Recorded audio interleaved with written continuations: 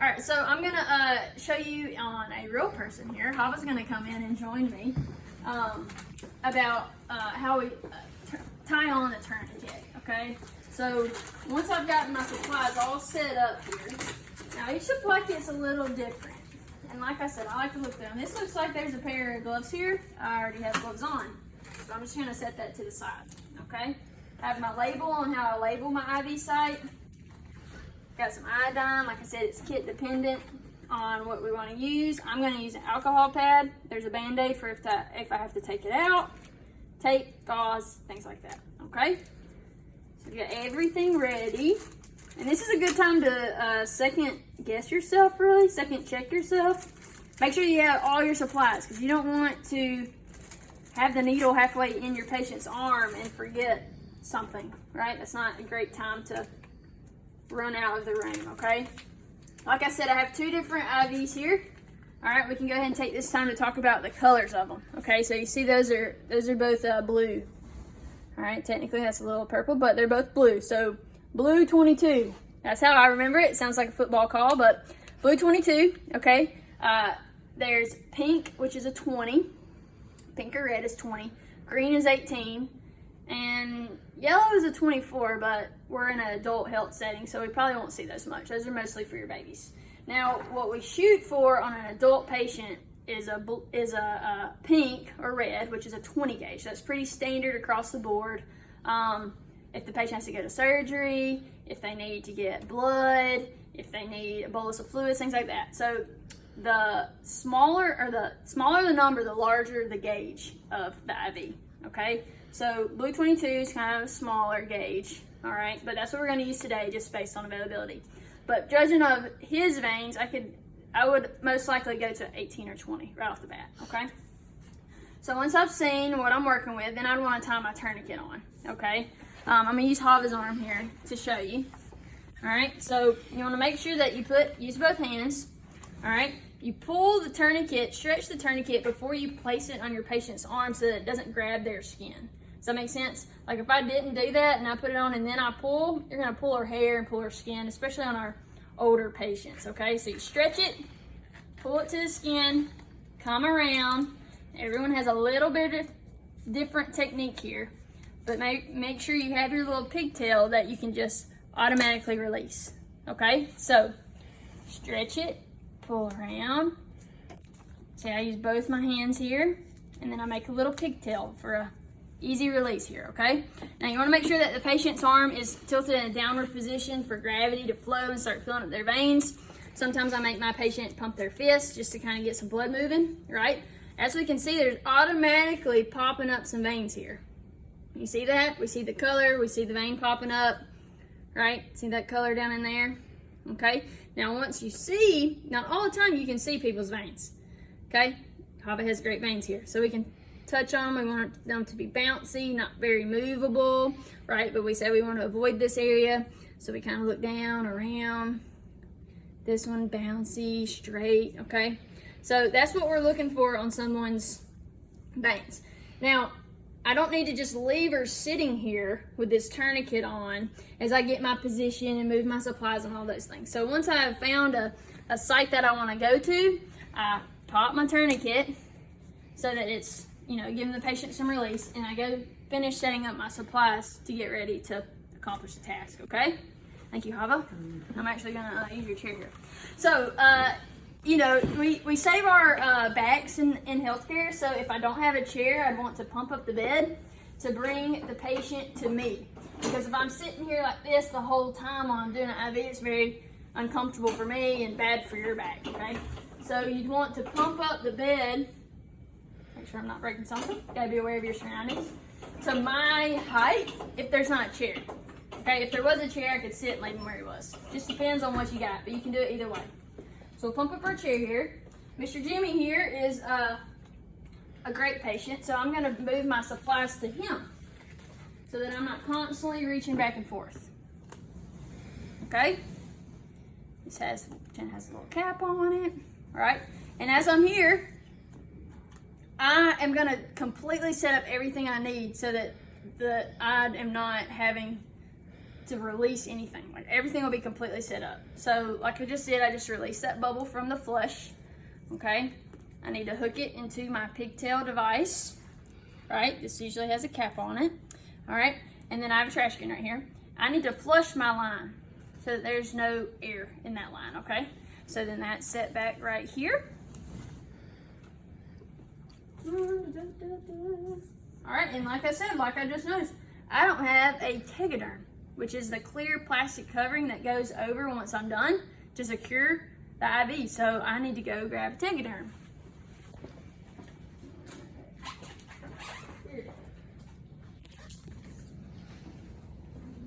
So, yeah, cool. All right, so here's the Tegaderm. So like I said, every pack's different. So, and sometimes you'll go 1 week and then it'll be different the other week. Just depends on your facility. Okay? So this is the IV catheter that has the automatic gel in there. Now what I'm talking about when I do that is that when I insert the IV, you'll get flashback of blood. We're not going to old Mr. Jimmy here. But in this part right here, when I insert it, there'll be blood that fills this little chamber here and you can see it. Now once you see that flashback, you stop inserting the needle. Okay? So you stop where you are and you feed your catheter off. And I'll explain that a little further. But when you remove it, blood doesn't flow back out of the catheter. There's a gel in there that prevents that from happening. Not every facility has that. That is why I have my towel, okay? You ask your friends that are in nursing school, this is a great lifesaver, because if your towel's not here and blood, you might make a little mess. It's okay, especially when you're in. Now we don't have to clean the whole sheets, okay? It's just saving your work and your time, okay? So, Mr. Jimmy, I'm going to tie this tight tourniquet on you, okay? It may be a little tight, but let me know if it's too uncomfortable, okay? All right. Okay. Can I call you May? You can. Okay, May. You can call me May. All right. So, I give it a little time. If his veins are very good, okay? But if they weren't really popping up, I would get him to kind of pump some fists for me, Just going to look, okay? All right, so I'm gonna start an IV right here on Mr. Jimmy. Mr. Jimmy, is this spot right here okay? Sounds good. Okay, so the first thing I'm gonna do is clean. Some packs have alcohol preps and some packs have little chlor preps. All right, it doesn't matter, essentially. It's hospital facility specific. You just need to make sure that you clean very well. All right, so I'm gonna scrub that site 20-30 seconds, scrub really good. Okay, there's visible dirt there. If I need to get another pad, whatever I need to do to make sure it's super clean. Well, then I need to make sure it dries. Now, Mr. Jimmy's skin here may take a little bit to dry. Might take a long way to dry. Obviously, we don't want to fan it. You definitely don't want to blow on his skin. Okay, those are no-nos in practice. But our skin dries a lot faster than Mr. Jimmy's here. Okay? I think it's dry, May. Okay, good. All right, so like I said, his tourniquet's on this whole time, okay? So see, this is a little 22. We need to make sure that the bevel is up. Y'all have heard that before. Bevel is up, okay? So I hold it in between my 2 fingers. Some people may want to do these 2 fingers or these 2 fingers. Either way, you need to hold it with 2 fingers, okay? I like to do it with these 2 fingers so that I can push that little notch. See that little notch right there? So if I'm holding with these 2 fingers, this finger is free to push that notch off when it's time to put the catheter into the skin, okay? All right, so always want to notify your patient before you do something. So, okay, Mr. Jimmy, you're going to feel a little pinch down here, okay? I'm going to insert this needle. Try not to move, okay? All right, so you come to the skin. Before you put the needle into the skin, make sure you're at an angle here. You don't want to be 90 degrees, right? And be right up against the skin, okay? So big poke, big poke. All right, I push the skin. I'm gonna pretend like it's about right here that you would see that flashback. So this chamber right here would fill up with blood. So I would stop advancing the needle. And see how I have my other fingers down on his skin as like an anchor point, okay? So as soon as I see that flashback, I'm gonna push off with this finger here. And see how this spot doesn't move, okay? So now that is almost to this, the hub is to the skin, then I pull that back, right? You can see how it's kind of wanting to come, and then that's removed. This is no longer a needle inside of there. The needle is inside of this, okay? So that's a safety device. Now, like I said, this has a gel filler in it. So there's nothing coming back out, right? So I want to make sure this is somewhere where I know exactly where it is, okay? I want to take this under the little safety cap here. This is when you can use 2 hands. And push this up into the catheter and twist that, okay? So IV is in. If I was going to draw blood from this, I would keep the tourniquet, but I'm just going to flush it, okay? So I need to make sure that I pop the tourniquet prior to flushing so that, you know, now it's able to flow, all right? Now this is a slow flush. This is make sure that you have placement, okay? So as I flush very slowly, I want to put fingers here to make sure that there's not coldness of the fluid going out into the skin. It's going to feel, you should feel it kind of whoosh under your fingers up the vein, okay? And it's flushing very easily. I can feel it under my skin. So I would say that's a successful IV here. Okay, we're still not done. We need to connect this to his skin. All right, we need to anchor it down. So this is the part they need to be very careful because you just worked so hard to get it in and the patient did such a good job, all right? So I have my Tegaderm, right? And I'm gonna put it over his skin like that, okay? Now every Tegaderm is different too. So there we go. This might need to, there we go. Okay, so it's stuck down and it's clear so I can see exactly, you know, around the site, things like that. And you'll see this part done differently. This is really your preference on the tape part, okay? Some people like to anchor it down around. Like I said, it is totally your preference. You just want to make sure that it's done well. This is my preference, right? I like to do one right here, okay? And then I like to bend this up because we just don't want to leave this hanging free. So you always need to anchor this down. Whether you want to anchor it, you know, on this side or on this side or wherever you want to put it, okay? Then I use another piece of tape. And some people pre-rip it. It's okay, either one. And you will get stuck on your gloves. And so then I just make a little anchor piece. Okay, so now we have an anchor. So now when I connect the fluids to this, if it gets caught on him or something and pulls right here, it's not gonna pull this area because this can be very tender for the patient. You definitely don't want that to come out. So you have an anchor here. All right, so this goes in the sharps. This is what our needle was in. Our flush needs to go in the sharps, and anything else that you have needs to go in the sharps. This is where you clean up. Mr. Jimmy, you did a great job. Now I'm gonna start some medications on you, okay? Okay, sounds good. All right, so I've checked my order, and it is for lactated ringers, 500 milliliter bolus, okay? So what is that? You know, I'm gonna give you some fluids here to help hydrate you. The doctor ordered it at this rate. So I'm gonna put it on a pump, okay? So go over pump tubing here. This is how it's packaged. You see there's a couple of little pieces of paper holding it together to keep it getting from so tangled, basically. And then there's this little protective cover here, okay? So there's a bunch of little trash pieces here. All right, I like to clamp first. Like I say, you see a couple different people do things a little different way when you're following your nurse, but don't be discouraged because it's all the same. You get the same finish line, okay? So pop this part here. This one has, this port is where this fits into, and this is a needle port, which we don't usually access, okay? And they may look a little different in the hospital, okay? But if you try to put this sharp into there, it's gonna be very difficult. Okay, so it goes into here. Sometimes it takes a little twisting motion back and forth, but whenever you're putting it in, you want to make sure that this line is a full fit to right there. It's not barely in there. It's not hanging out at all. Okay. So then when I turn it, I have it clamped so nothing's happening. All right. Then I'm going to set it on my pole. Okay. This is where I like to go ahead and take off these little pieces of paper so that I can make sure there's no kinks in my tubing. Everything is straight, things like that. okay? Now before I place it to the pump, sometimes we get a little ahead of ourselves and want to go ahead and put it in there, but it's not primed at all. It's just straight air into this. All right, so I need to unclamp it and see how you can start to see some fluid flow there, and I follow it through my line. And I have a trash can down here that I'm gonna let this flow into.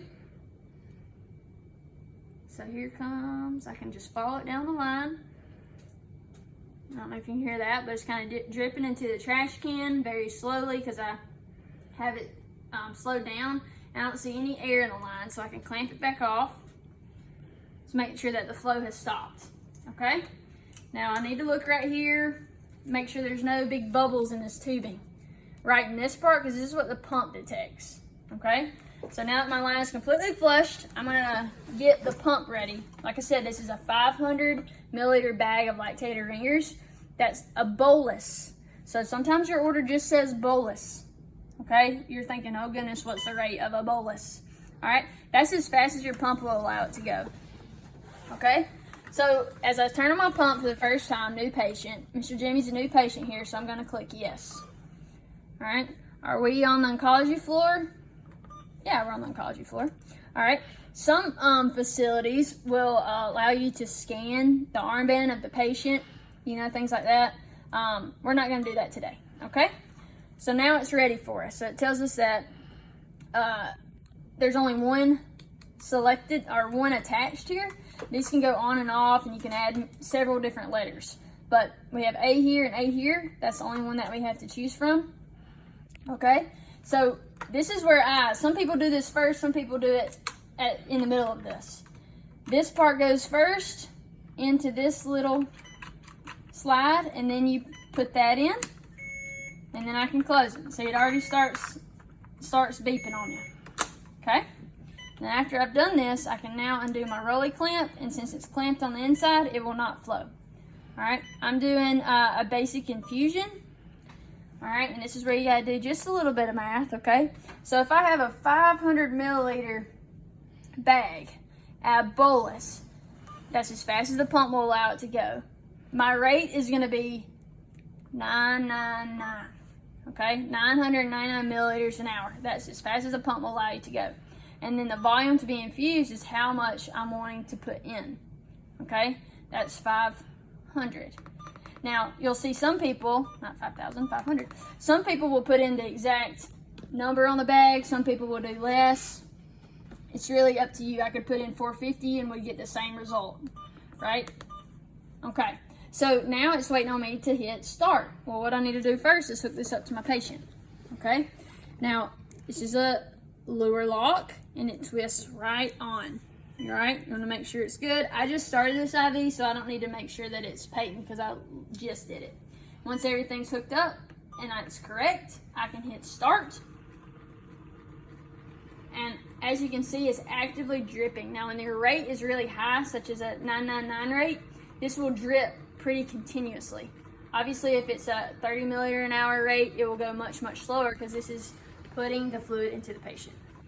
Okay, stand here for a minute or so, make sure this is flowing here, make sure that everything is open, clamp's open, patient site looks good. Ask Mr. Jimmy if his arm feels comfortable. Yep. If it was uncomfortable, we need to troubleshoot a little bit. And there we go. All right, so I actually need to start one more IV on this patient and just have a saline lock because we can, sometimes that's for like ICU patients, if this patient needs to receive lots of medications, things like that. So we're gonna do the exact same thing, but I'm gonna start another IV so that the medication nurse can come in and give like push medications and things like that, okay? So just make sure I have my supplies. This time I'm gonna use a little different catheter. Get my other kit. Go ahead, stop it, because I don't know if he's got a bag yet. I don't know how big of a bag to put in there, but we're good. All right, so like I said, this is my trash. Let me get my other kit. Other pigtail. Other flush.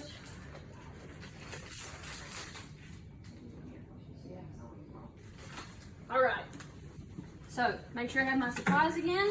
This is a little different kit, so you'll see a little different cleaning device used. right? Like I said, we need to pre-prime our, this is a good time to show this. Your flushes come pre-packaged with a little bubble in them, okay? So and this is tight around the syringe. So you'll see a lot of people wanting to push it forward and it pops and it hits the ceiling. There's a trick to that. If you just pull the plunger down, that breaks the seal. And then you go slowly back up to get the bubble out. Much neater. You won't squirt your patient or their family member in the face or your instructor. All right, so it's a great trick to do, okay? So then I'm flushing this line, it's ready. All right, have all my stuff set up. I've already looked at Mr. Jimmy's arm. I know he has another vein for me to choose from. You'll see the difference in this IV catheter. This, for instance, is one that's used at St. Vincent's. It's much smaller, but it's essentially the same thing. Now, this does not have that gel inside of there to prevent the blood from flowing out. So this one you will need to apply pressure above the site for it not to make a mess, okay? But we insert it the same way. All right, pull my supplies over. Okay, Mr. Jimmy, we're gonna do the same thing, okay? I've got to start one more IV on you because you got to get a lot of different medications, okay? Okay. All right, so like I said, pull tourniquet tight under the patient's skin, up and around. Make sure that no clothing or anything is in the way. And there we go. Turn my pump off since we're gonna give that a pause. All right, I see what I'm looking for. I'm gonna start this one a little different here. I'm gonna start on this side so that they're not in the same vein. Okay, so like I said, Mr. Jimmy has a fistula over there, a graft, so we can only use one arm. So in practice, you don't want to use the same vein, okay, because a little higher, a little lower. So I'm gonna use a different vein to be safe, just in case those medications weren't compatible. Okay, so this is a ChlorPrep. All right, now the way that you activate it is you squeeze in both these wings till you hear a pop. See that let down the fluid? Give it just a little shake just to mix up the ingredients. And then you can see the solution filling into that pad. If you just kind of press, it activates it. So this is a mixture of chlorhexidine and alcohol. Like I said, facility specific. I'm gonna scrub, 20 seconds. Back and forth, round and round, just scrub. Scrub, scrub, scrub, scrub, scrub. Vigorous scrubbing, okay? Now I'm done with that. Okay, like I said, Mr. Jimmy's skin here takes a while to dry. We would not do this in practice, but I'm gonna keep this is the one that you can make a mess on, okay? Don't let it startle you. So this is set up a little different. That is what I'm gonna push off with my finger, okay, that little ridge there. Same thing, bevel needs to be up. I hold this lower part with these two fingers so that this finger is free to push off, okay? So, Mr. Jimmy, gonna be a big poke, okay? Okay. So make sure that your angle is correct. Insert in. We'll pretend like I have flashback. Now the flashback in this catheter is gonna be right here. Okay, it's gonna fill it with blood as soon as you get into the vein. This part stays still and I'm only gonna push off the catheter. You see how this isn't moving, but this blue part is? You get to the ridge there. This is my needle. This one doesn't retract, but as you pull out, a safety cap will come over the top of that needle. So as I pull out, I'm gonna apply pressure above this catheter. So the safety cap is on that needle there, okay? And you know this needle, see how this would simulate blood, okay? See how blood's kind of creeping out, okay? You know, your catheter is about 1 inch long, so you don't want to put pressure directly on the catheter, but you want to go up a little bit. Apply great pressure, okay? Sometimes if you have a buddy in the room, they can help hand you supplies, but you can get good at one-armed, okay? This inserts here, and then you screw that on tight there. Then you can release the pressure because no more blood is exiting. Like I said, we're not getting blood, we're only flushing for medication, so I need to pop my tourniquet here, put my hands above here, flush nice and gently and easily, make sure that it's flowing good, no swelling, no coldness, no pain from the patient. There, I'd flush all 10 cc's there. When you disconnect here, this does not allow blood out, okay? So then same thing as we did earlier. Now, Mr. Jimmy's a great patient. He's not gonna move and flail his arms around, if you do have that patient, you're gonna need a buddy to help you hold it in place, okay?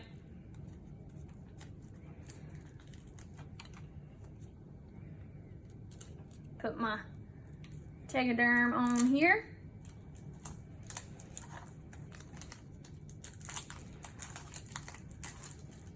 Clear, clear, clear. I need to anchor that extension tubing there, okay? So a bunch of kits come with the IV site label. You put what gauge it is, so this helps not only for the next nurse that comes on your shift, but if he goes to a procedure, this also is information that you need to document into the computer.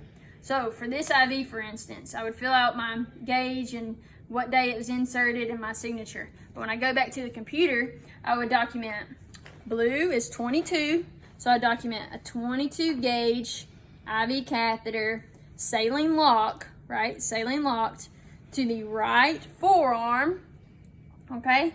It's patent, it's intact, it's taped, the dressing is clean and dry, things like that. So that's what I would document into the computer.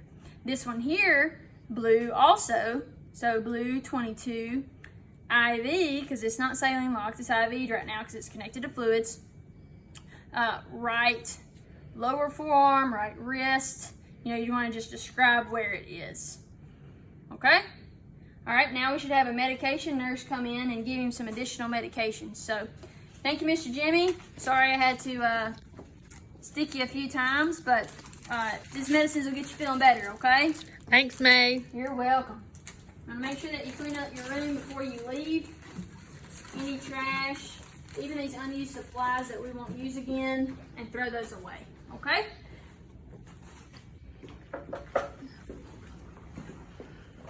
Hey, Mr. Jimmy, how are you doing? I'm all right. Well, that's not what I heard.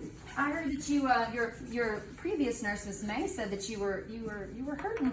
You were not feeling very good. Yeah, She I've been said having some pain. Yeah, she said your pain was an 8 out of 10. Is that true? That's right.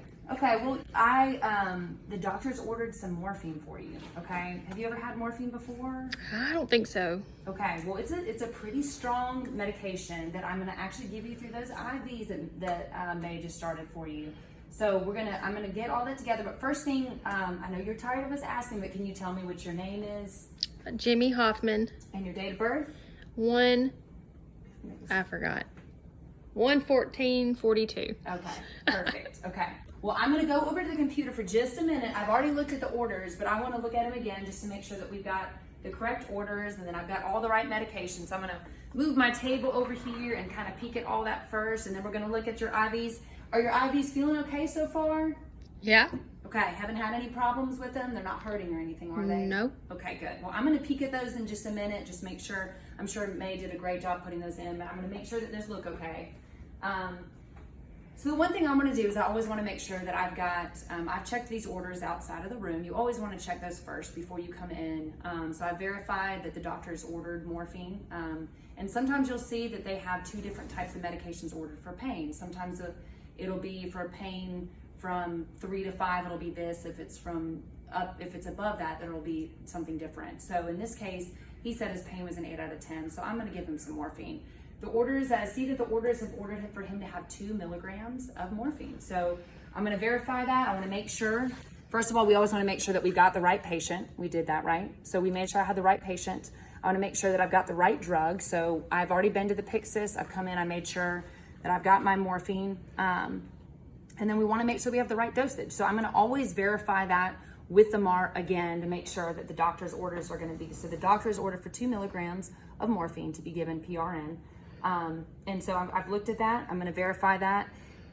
With these dosages, now when you're in the hospital, most of them are going to perform a lot of that math for you, but we're going to go through that today. So I've got my orders for 10 milligrams per milliliter. Okay. The doctor's ordered for 2 milligrams of morphine to be administered. So I know I've already done my math and I'm going to be giving him 0.2 mils of morphine. Okay. It's a small amount, right? So that's why we're going to talk about drawing something this small up, okay? So I know that I've got this. Let's talk about the route. How do we administer morphine? Well, we're going to give this morphine through his IV, okay? So we're going to want to make sure that we have the correct route. Okay, so we've got our dosage, we've got our route, and then we're going to kind of make sure we verify that with the computer. Okay, so I've gotten all of that. I'm going to go ahead and put some gloves on since I'm going to be touching his IV and verifying. So I've already got my hands cleaned. All right, Mr. Jimmy, I'm going to check those two. I see that May put in 2 IVs. Is that correct? Yeah, I don't know why. Wow, you got 2 IVs. Well, there's a reason that we do that. So I'm gonna look at those first. I'm gonna drag my big old cart over here. And as we've said, there's a lot of different ways you can do this when you're bringing your medications into the room. I like to bring my medications into the room and do it. I like to draw it up at the bedside, okay? That way I've verified, I have my computer with me, I've verified that I've already verified that I've got the right medication, but I have all that with me, okay? So Miss May just put in these IVs, but I still, even though I did not put these IVs in, correct? But anytime that I come in to give any kind of IV medication, what do we want to check? We want to make sure that our IVs are good. So I see that looks like there's some fluids in here. I like to always make sure that I have the correct fluids are running, okay? You don't ever want to assume that because the fluids are running that it's the right fluid. So I've also, when I look through my medications, I also checked my IV fluids, and the doctor had ordered for him to have some lactator ringers running. So I see that that's what's in the room, and that looks correct. So now I'm gonna look at my IVs, okay? So let's pretend that these fluids were running, okay? One thing we wanna do as nurses is when fluids are running, we still wanna check to make sure that the IV's okay. I don't wanna assume that because it's dripping that the IV's okay? So I wanna check and assess the IV myself. Mr. Jimmy, I'm gonna touch you and just kind of check these IVs and make sure they're looking okay. You said they're not hurting you, right? No. Okay, and I see that you have 2 of them. One of them we've got some fluids connected to, right? So we've got our tubing here. And one of them we've got we call this saline locked. Now, one thing I wanted to make a note of, you guys, I want you to look at this. So do you see this right here? Okay, one thing we wanna make sure is that when we have a saline lock or a HEP lock, you're gonna hear some nurses still say that, we wanna make sure that this is locked, okay? And by locked, we need to make sure that this is closed, okay? This needs to be pushed all the way in. Why do we do that? We want to make sure that we're keeping air. This is for infection purposes. We want to make sure this is always closed, okay? So I'm going to close that, and sometimes in a hurry, as a nurse, you'll forget, okay? But we want to make sure that's closed, okay? Now, easy thing is when I'm going to check to make sure that I want to look at my IV site. First, we're just looking, we're assessing, right? How does it look? Okay, so when I look at it, don't just look at this. I don't want you just to look at where the tape and all of that. We want to go down to where the insertion site is, okay? So our insertion site is all the way down here. So I like to actually feel around it, make sure it's not tender. Is it red? Is there blood underneath? Sometimes you're going to see with these IVs that don't have fluids running, sometimes we'll have some caked up blood under that. Does it mean the IV is bad? Not necessarily, but I still want to look at that. Sometimes it just means we need to take it and clean it and clean around it, okay? So I've looked at it. It looks good to me so far. This is a new IV, so it looks good. I don't see any redness. I don't feel any tenderness or erythema or any swelling around it, so it looks good, okay? I'm also gonna peek at my other one before I flush, okay? And make sure the same thing. Now, if we had fluids running through there, we could do the same thing. I still wanna palpate and touch at that insertion site. Make sure, is it going into the vein, okay? Is it going into the vein? Because sometimes what will happen is these IVs will, even though they were fine before, they can infiltrate, which just means it's now flowing. That fluid is no longer going through the vein. It's actually going outside of the vein, okay, and into the tissue. So looks like the same thing here. He hasn't complained of any pain. I don't see any swelling. I've felt around it. I don't see any blood underneath, or there's no redness. So far these IVs, they look good, okay? So for me to know though whether an IV is patent, I've assessed my IV, but now I want to flush and make sure that they actually, okay? So I've got a flush here. I'm going to use this one first, okay? And I'm going to go ahead and check my saline lock first and just make sure that that looks good, okay? So this has been maybe potentially open to air, right? We know that this one has been open to air. So what do I always want to do? You're going to hear us say it so many times, scrub the hub, right?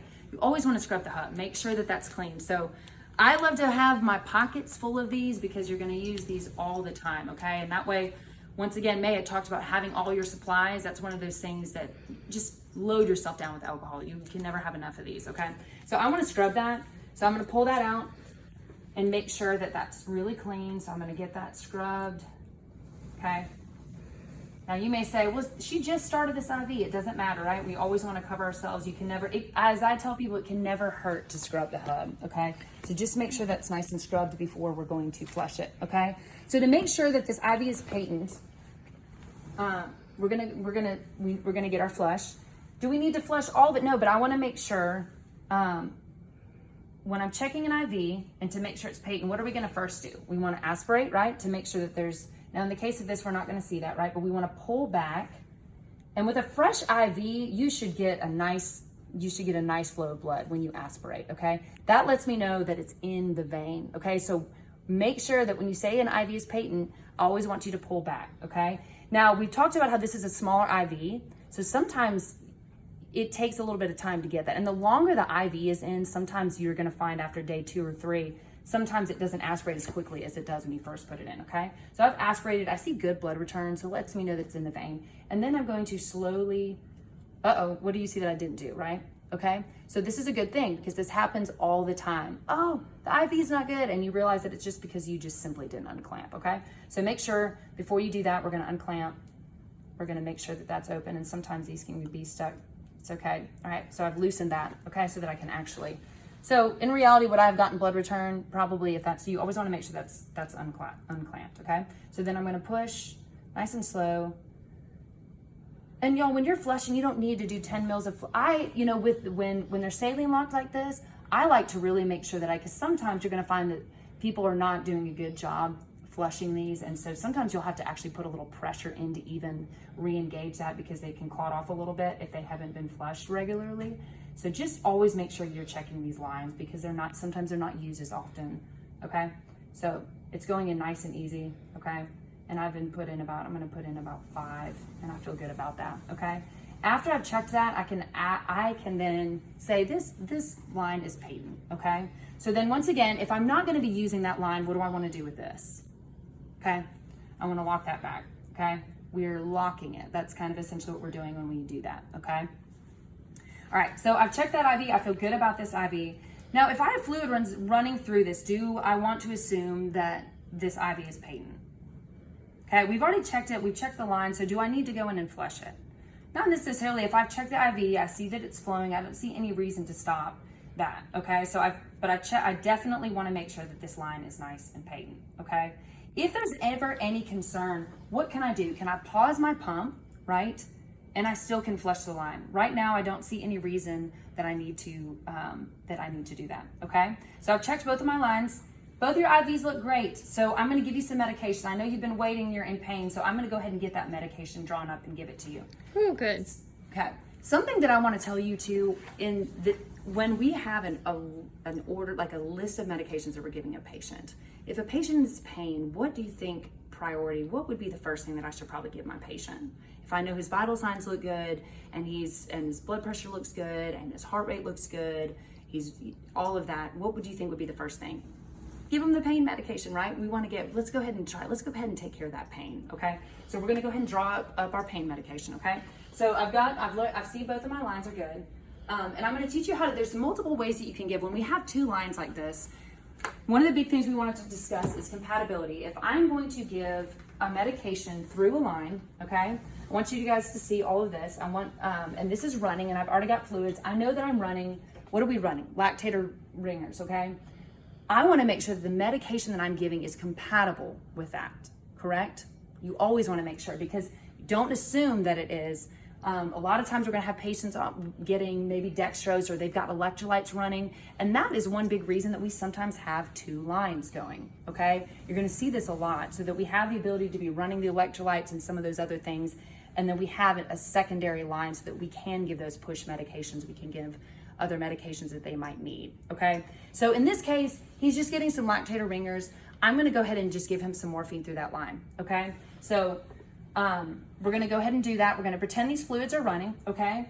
In reality, what I would do, I always like to, you're gonna see different things in the hospital, okay? But I always like to pause my line, right? Depending on what they're getting, that's a safety measure, okay? So I want all of you to look close to this pump, and I'm gonna be going through this in a little bit when we hang a secondary or a piggyback.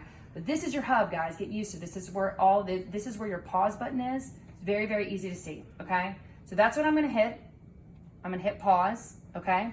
And then I'm going to, and I'm gonna hit pause once I get my medications drawn up, okay? Let it run, don't let it pause it because you're gonna have 2 minutes, okay? And so if you go ahead and hit pause and you're scrambling over here to get your medications drawn, it's gonna start beeping at you, okay? Go ahead and let them continue to get fluids while you're getting your stuff together, okay? So I'm gonna be giving him morphine. Do we decide how much I'm giving him? I'm giving him 0.2 mils of morphine, okay? That's a small amount, okay? So in reality, most of these will have a top, okay? Those tops are sterile, okay? So a lot of students ask, do I have to wipe the hub? Well, if they've got a sterile top, you don't, okay? Now, in the case that it's a container that's been open to air, anything like that, I always am gonna wanna wipe that, okay? Always. Okay, so we're gonna pretend this had my sterile top. I'm taking off my sterile top to drop my morphine if this was just a single dose, okay? And I'm gonna get out, because this is such a small dosage, you're gonna wanna get your smallest syringe possible, okay? This is a 3. They make them as small as 1 mil, okay? We're drawing up such a small amount. This is a safety issue, okay? Always get the smallest syringe possible when you're dealing with something like a narcotic or something like that where you're using just 0.2, okay? So in this case, we didn't have a 1 mil syringe, so I'm gonna still go to the smallest, which was a 3, okay? So I'm gonna grab that. I've got my sterile top off, and I'm gonna go ahead and get my syringe out, okay? And I'm gonna draw this up. Remember, we're drawing up how much? 0.2 mils, okay? So in this case, I've got my sterile. I'm gonna get my needle in there. And I want y'all to look closely. This is a small, small amount, okay? So we're gonna come up here and we're gonna just draw. Now in this case,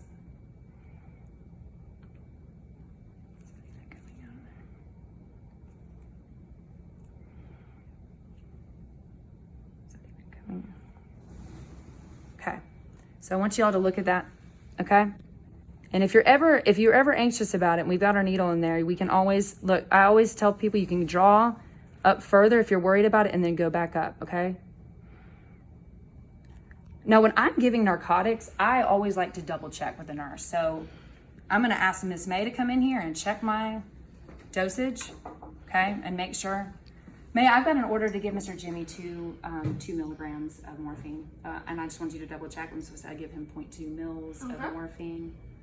All right, it's 0.2 mLs. That's Okay, correct. great. So I'm gonna go ahead and so I've got my 0.2 mils. I feel good about that. Okay.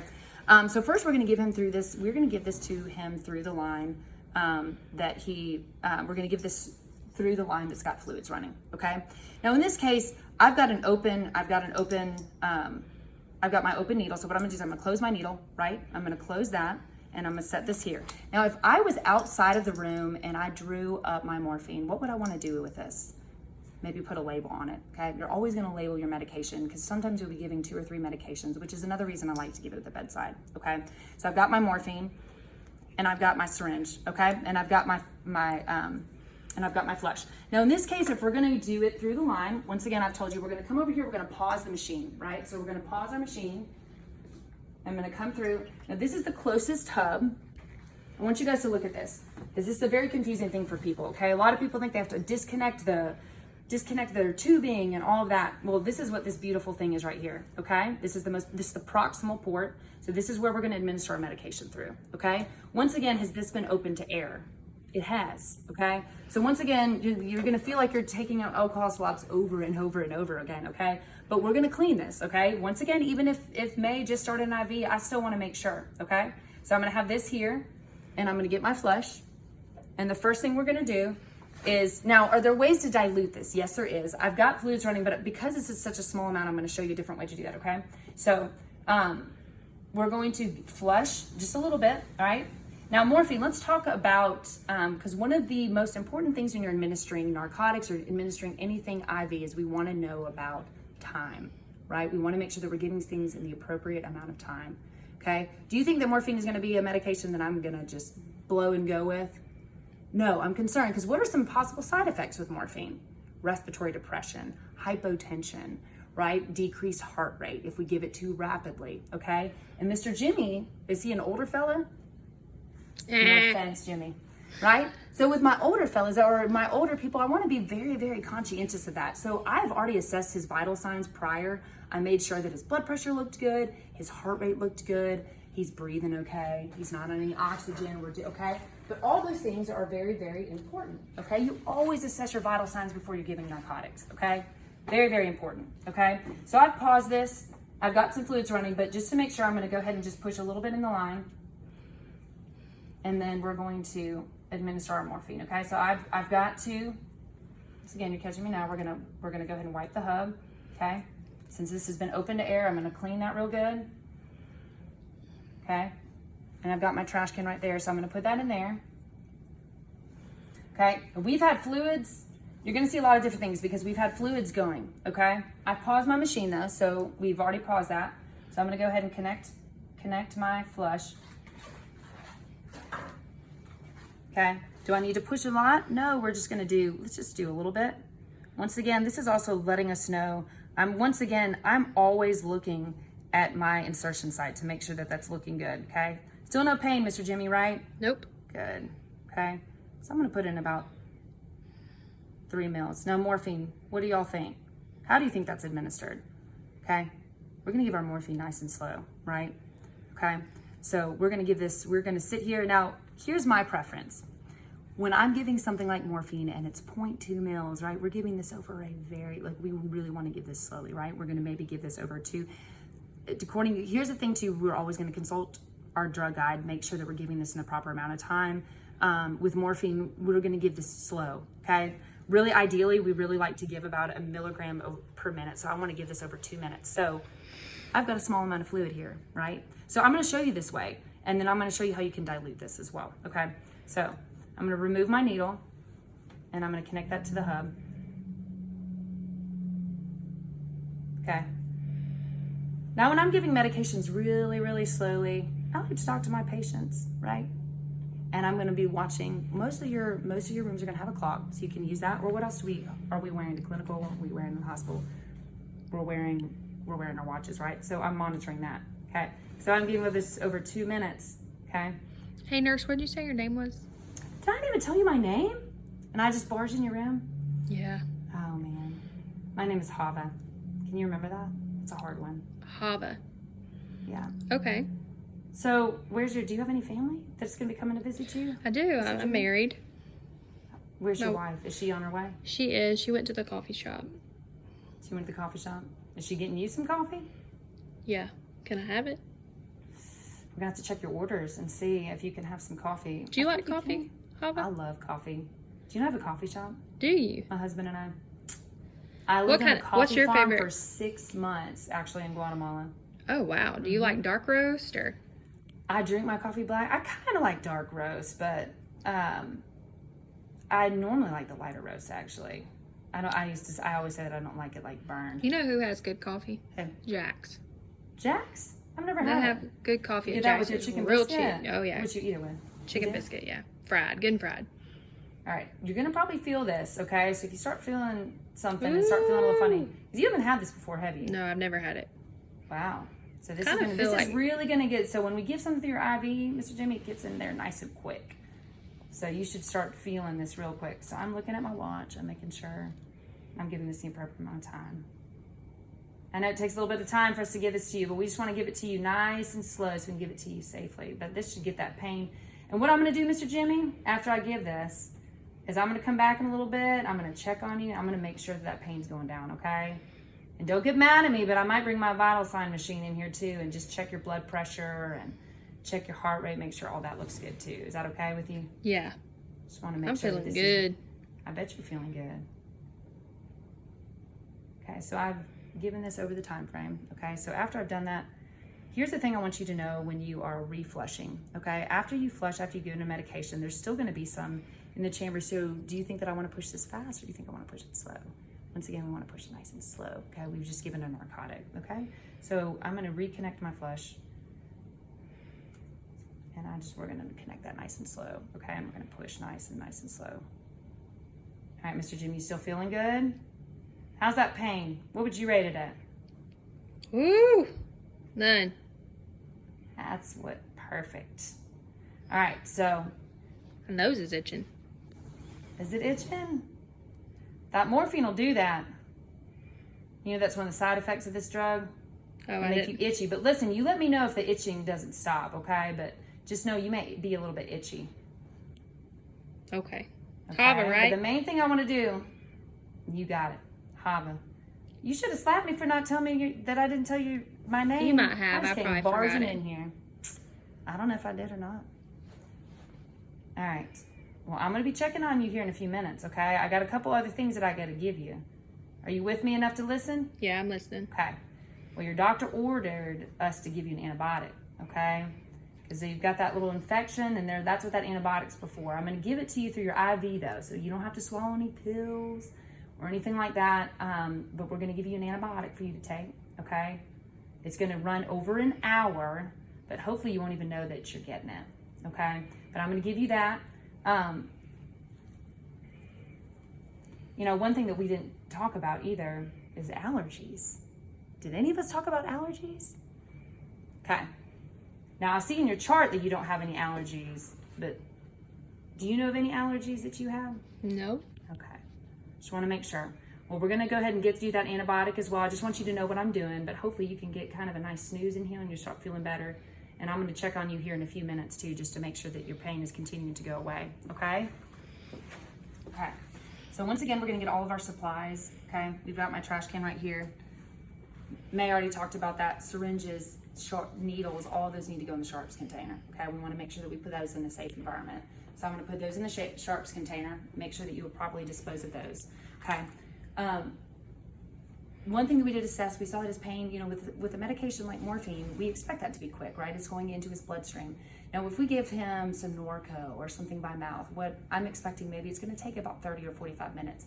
Communication with that patient is really important. Let them know that, okay? Let them know it's going to take some time for that to settle in. Now, morphine's going to be nice and quick, okay? It's in that bloodstream quick. So I want to also make sure he talked about itching. That is a normal side effect of morphine. Would have been a good thing for me to even tell him about since he's never had it before. But I want to be monitoring for those side effects that would be, let me know that something may be wrong with him, that he may be having an adverse reaction to the medication, okay?